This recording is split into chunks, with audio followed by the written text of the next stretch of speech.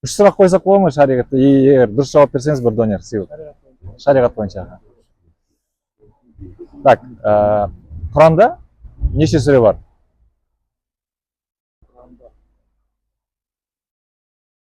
Тоғыз. Жоқ, сүре. Құранның ішінде полностью қанша сүре бар?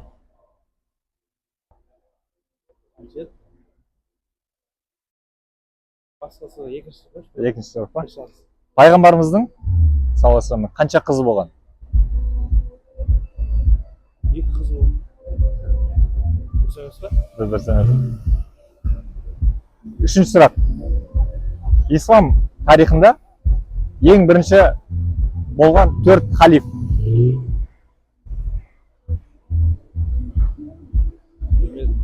Жақсы, жақсы. Енді біліп алыңыз, иә? Осы сұрақтарға жауабын білсеңіздер, комментарийға жазып кетіңіздер. Бір-бірімізге шариғи білімімізді арттыруға көмектесейік.